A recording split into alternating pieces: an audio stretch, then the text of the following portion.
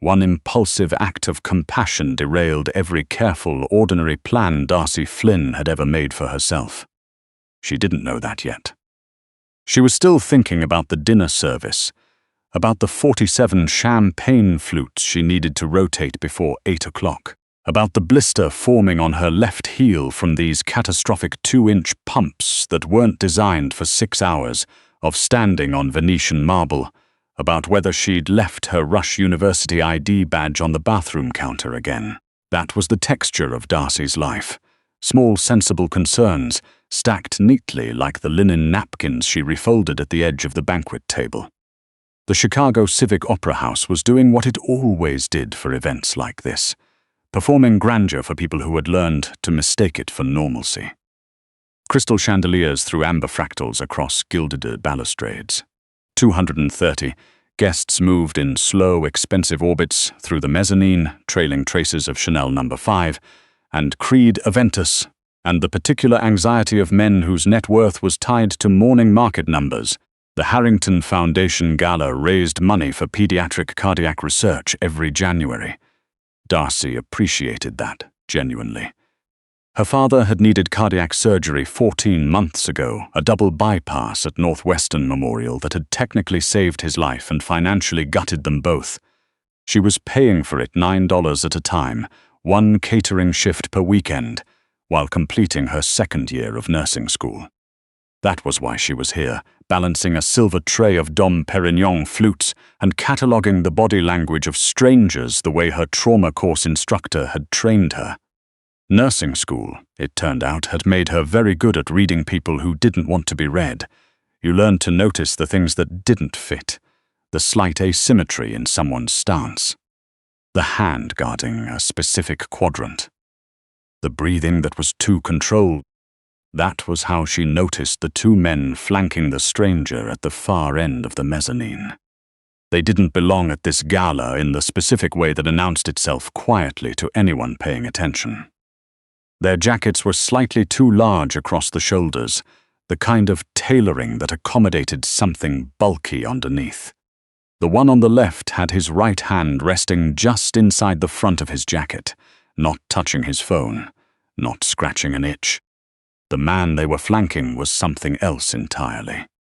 He stood at the curved railing overlooking the main hall, apparently absorbed in the view, posture so precisely relaxed that Darcy's instincts flagged it immediately. That wasn't calm. That was control. He wore a bespoke charcoal suit that had cost more than 3 months of her rent, dark hair swept back, jaw set at an angle that suggested he was doing complex arithmetic behind very still eyes. He looked like someone who had been in rooms full of predators so many times that he had simply stopped bothering to look threatened. The two men were steering him, gently, almost imperceptibly, toward the service corridor at the end of the mezzanine. Darcy's heartbeat shifted gears. She had grown up in Bridgeport, the youngest daughter of a retired Chicago PD detective who had spent 22 years in the 9th District. She knew what a controlled extraction looked like. She understood the economy of it, the way dangerous men moved targets from public spaces toward private ones, where the math of consequences changed entirely. No one else in this room was going to see it. The Tribune Society photographer was angling for a shot near the floral arrangements. The event security, 2 board men by the main doors, had their backs turned. Darcy set her tray on the nearest surface. She didn't deliberate. She never quite decided. She walked directly toward the 3 men at the end of the mezzanine, smoothed the front of her white catering uniform, and did the only thing that made sense in a room with 200 witnesses and 3 society photographers. She took the stranger's arm. "There you are," she said, threading her voice with the specific exasperation of a woman kept waiting too long. She leaned up and pressed a quick, firm kiss to his jaw just below his cheekbone. "I have been standing by the bar for 20 solid minutes. You said you'd be right back." She felt him go completely still under her hand. Then slowly she felt him breathe. The 2 men in the wrong-shouldered jacket stiffened. The broader one, a pale scar bisecting his left eyebrow, shifted his weight back, recalibrating, His hand eased out from inside his jacket. 20 feet away, the Tribune photographer turned toward the commotion. The flash fired. The stranger's arm came around her waist. His grip was light, but she could feel the coiled precision beneath it, the absolute control of a man who never did anything by accident. "I'm sorry, sweetheart," he said. His voice was low and even, edged with something that could pass for warmth at sufficient distance. "I got caught up." Darcy turned her most brilliant, meaningless smile on the two men beside him. "Sorry to steal him away, gentlemen." She didn't wait for a response. She tucked herself against the stranger's side and guided him forward back toward the light and noise of the main crowd. His hand stayed at the small of her back. They moved to the edge of the ballroom floor without discussion. The small orchestra was midway through something Darcy vaguely placed as Gershwin. Without asking, the stranger placed his right hand at her waist and took her left hand and moved her into the music with the naturalness of someone who had done this 1,000 times and found it mildly tedious. "Keep your eyes forward," he said quietly. "Don't look for them." "I know," Darcy said. She'd been counting exits since she stepped onto the floor. "What's your name?" "Darcy Flynn. The men you just separated me from are going to want to know that name." He turned her smoothly through a quarter rotation, and over his shoulder she caught a glimpse of the two men moving toward the main entrance. "Do you understand what you've involved yourself in?" "No," she said honestly, "but the man on your left had his hand on a weapon, and there were photographers in this room, and people with weapons dislike photographers, so I made a call." Something shifted in his expression, not warmth exactly, but a recalibrated attention, the specific focus of a man reassessing a variable he hadn't accounted for. 30 seconds, he said. Then we walk toward the main entrance, casually. They walked casually. In the marble vestibule beneath an enormous painting of the 1929 opening season, the stranger paused. 3 men in identical dark suits materialized from positions Darcy hadn't noticed them occupying, one from the coat check alcove, one from near the staircase, one from behind a pillar to her left. They didn't touch their earpieces, they simply appeared, and they were looking at the stranger the way water looked at a drain. A 4th man came in through the main door at a controlled run, younger, broad-shouldered, with a broken nose that had healed slightly crooked. "Mr. Mast." His voice was compressed and tight. The convoy took fire on Michigan Avenue. Cullen's down. Branagh got him to the Bridgeport house, but he stopped, looked at Darcy, looked back at the stranger. "Sir." "Cillian Mast." She didn't recognize it immediately. Then she did, the way you recognize something that has been hovering at the edge of awareness. A news story half read, a conversation overheard in the hospital break room, her father's voice on the phone saying something about the Mast organization and the Lake Calumet terminals, and the kind of power that didn't require public documentation. The most quietly, influential, and consistently uninvestigated criminal organization in the city of Chicago. The man whose jaw she had just kissed in front of a Tribune photographer. "I need to go back inside," Darcy said. Her voice came out steady, which was a small miracle. "I work the dinner service. I have 3 more hours on my shift." "That photograph," Cillian Mast said without inflection, "is already on multiple social accounts. Marek Horrocks' people will have your face identified before the kitchen serves the entree." He turned toward her fully. Up close, his eyes were the color of deep harbor water, gray-green, very still, giving away nothing. "You are not going back inside. I don't have anything to do with any of this." "You do now." The drive to Bridgeport took 11 minutes. Darcy spent them in the back of an armored Cadillac Escalade that smelled of cold leather and gun oil, processing the tactical idiocy of what she'd done, thinking about her nursing board prep exam in 9 days, trying not to think about what the name Cillian Mast actually meant in this city. The convoy stopped outside a narrow brick building on West 33rd Street. Above the street-level door, hand-lettered signage read Poiner Cleaning, hours by appointment. The windows were painted black from inside. When the lead vehicle's door opened, The smell reached Darcy before she saw anything else. Blood. A specific volume of it, the kind that meant something arterial and systemic, not surface. She was out of the Escalade before anyone opened her door. Cullen was stretched across the rear seat of the lead vehicle. A big man, mid-40s, former military quality to his build that was currently obscured by the fact that he was grey-faced and drowning. His breathing was wrong, labouring, short, with a wet pulling sound on each inhale that made two of the suited men standing nearby visibly pale. Darcy pushed past them.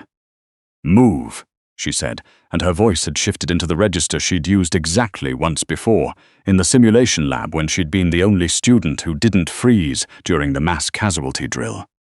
She pressed 2 fingers to the side of Cullen's neck, rapid pulse, already thready. She pulled his jacket open. Entry wound below the right clavicle. No exit. Blood bubbling rhythmically with each breath, the wet sound coming not from his mouth but from the wound channel itself. "Tension pneumothorax," she said, half to herself, half to whoever was listening. "Air is accumulating in his pleural cavity. His lung is collapsing and it's pushing his heart out of position. If we don't decompress his chest in the next few minutes, he arrests." She turned and found Cillian Mast directly behind her. "Tell me you have a trauma kit somewhere in these vehicles." A single beat of silence. "Under the rear panel," Cillian said to one of his men. 14-gauge angiocatheter needle, gloves, betadine, tape, now." She looked back at Cullen. "And get him inside. Don't jostle the wound." What followed was the longest 90 minutes of Darcy Flynn's life. The room they brought Cullen to was in the basement of the Pioneer building. White-tiled walls, a stainless steel table that suggested this was not its first medical use, fluorescent overheads, and a supply cabinet that was either the work of someone very paranoid or very professionally prepared. Probably both.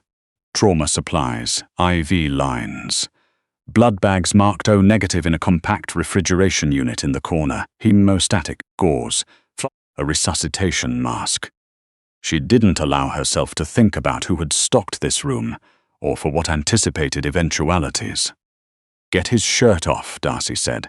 She was already pulling on gloves, tearing the beaded-in packaging with her teeth. "Someone hold his shoulders. He's going to feel this." Cillian stripped off his gala jacket, rolled his sleeves, and did exactly what she said. No hesitation, no negotiation. He held Cullen's arm with one large, scarred hand and looked at Darcy with the complete attention of a man who understood without being told that she was the authority in this room.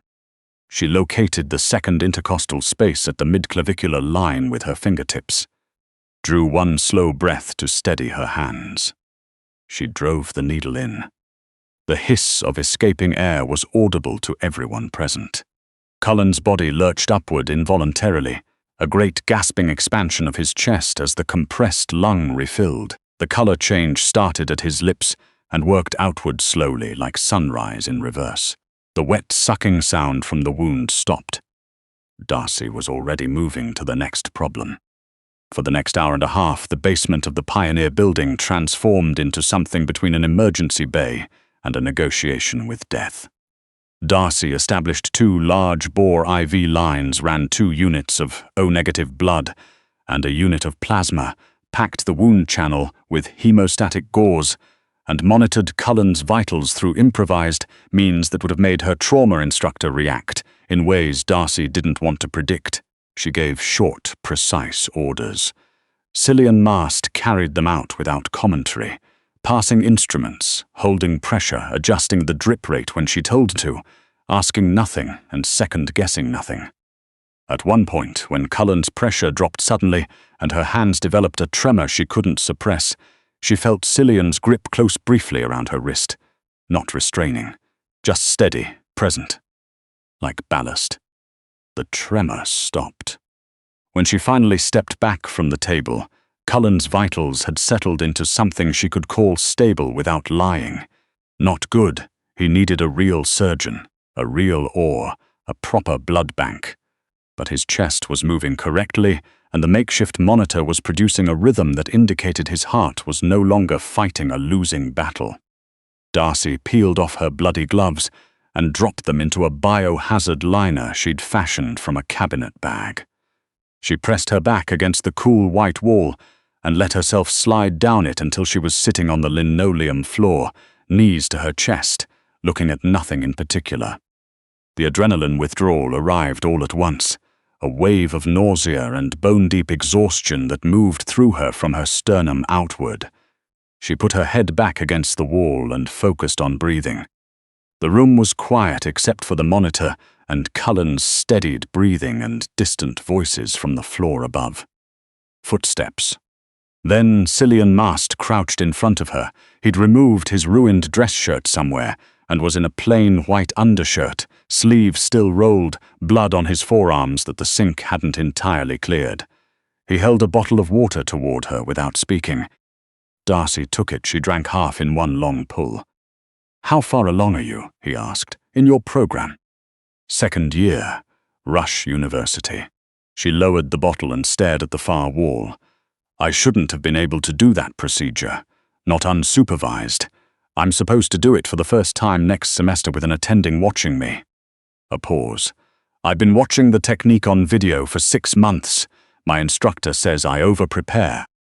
The corner of Cillian's mouth moved, not a smile, but the architectural memory of one. "Your instructor is wrong about that." Darcy looked at him. Up close, without the gala's careful amber lighting, the age in his face was visible. Not old, somewhere in his late 30s, but weathered in specific ways, the set of his jaw. The economy of his eyes. The particular tiredness of a man who had carried very heavy, very dangerous responsibilities for long enough that the weight had become his baseline. "He needs a real hospital," Darcy said. "He's stable right now, but the wound needs a proper surgical clean, a drain, and monitoring through the night that I cannot provide with what's in this room." "I know." Cillian stayed crouched at her level, elbows on his knees, that still grey-green gaze fixed on her with the same calculating attention she'd first seen at the opera house railing. "I have a physician. He'll be here within the hour." "A physician you use," Darcy said. "Yes." She looked away. The biohazard liner, the stainless table, the cabinet someone had stocked with the specific knowledge of what arterial gunshot wounds required. "What did Horak want?" she asked. "At the gala?" "Marek Horak controls the Czech syndicate's Chicago operations," Cillian said, with the flat precision of a man naming a recurring problem he had long since finished being surprised by. "He's been pursuing access to the Lake Calumet port terminals for 18 months. My family's interests control those terminals. Tonight was a conversation he chose to initiate in a room full of witnesses because he believed that would limit my available responses." A pause. He was partially correct. "Until you. I thought they were going to kill you." "Not there. The plan was coercion, a private room, a demand, a deadline." His eyes stayed on hers. "The ambush on Michigan Avenue was Horak escalating after I declined his initial approach. That was an execution attempt. You complicated his entire evening by creating a public record of your proximity to me." Darcy let that settle. "The photo." "The photo," Cillian confirmed. "It's circulating already. By morning, it will have a caption with your name attached, because Horak employs people whose only function is identifying faces in photographs. And once he has your name, he has your address, your class schedule, and a straightforward way to send me a message." She looked at the biohazard liner for a long moment.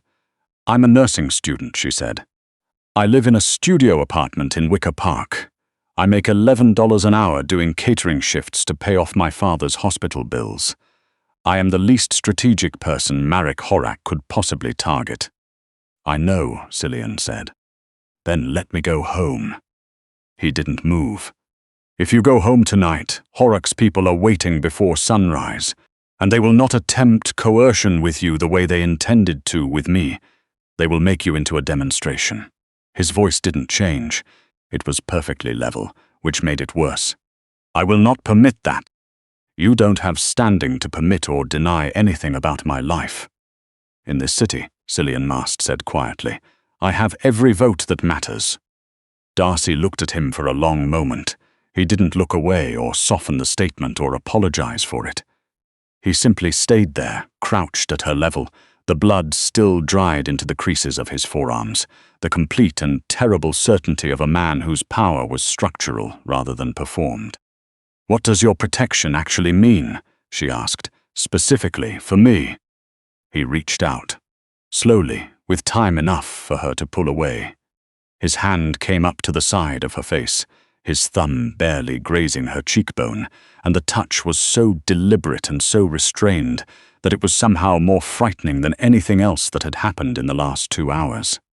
"It means you don't go back to Wicker Park tonight," Cillian said. "It means the people I have spent 15 years building are now pointed in one direction, dismantling Marek Horak's operation completely and permanently, so that your name means nothing to anyone who has reason to use it." His thumb went still against her cheek. "And it means that until that is finished, the only place in this city where you are genuinely safe is wherever I am." The monitor beeped, Cullen's vitals steady and improved. Darcy thought about her Rush University ID badge on the bathroom counter, her exam in 9 days, the 47 champagne flute she'd left on a tray at the Civic Opera House, the careful, sensible life she'd been constructing one shift at a time, one payment at a time, with the specific patience of someone who had learned early that nothing came without cost. She thought about how Cillian Mast had held instruments for her, without being asked, applied pressure on command, adjusted a drip rate from a quiet instruction. Never once in 90 minutes questioned her judgment, even though she was 26 years old and covered in his lieutenant's blood, and operating entirely outside the boundaries of her training level. The most feared man in Chicago, and he had done exactly what she told him to do. "Your physician," Darcy said finally. "When he arrives, I need to brief him on everything. Every intervention, every supply, exact timing and quantities. Cullen's care cannot have any gap in the record." Cillian's hand lowered slowly. Something moved through his expression, deep and quiet and without a name she had yet. "Of course," he said. "And I want a phone. I need to arrange for someone to check on my apartment." She paused. "And after Horak, I go home. That's not negotiable." Cillian Mast studied her face with the unhurried attention of a man who was unaccustomed to being given terms, and was, against every expectation, finding the experience something other than insulting. "After Horak," he said. It was not quite a promise. She was beginning to understand that he was not quite the kind of man who made promises in the conventional sense, that for someone like him, actions had long ago replaced words as the only currency that carried real weight. He straightened and walked to the door, and at the threshold he paused without turning back. "You walked into a room tonight and made a decision in 2 seconds that most trained people would have spent 10 minutes talking themselves out of," he said. "And then you kept Cullen alive with a needle and 2 years of nursing school, and something I don't have a name for." The pause was brief. "Whatever you were before tonight, Darcy Flynn, you are not that person anymore." He walked out. Darcy sat on the linoleum floor of the basement safehouse and listened to the monitor mark Cullen's steady, improved heartbeat, and thought that she was supposed to argue with that. The problem, the real problem, the one she was only beginning to understand, was that somewhere between the compression needle and the last unit of blood, she had stopped being entirely sure he was wrong.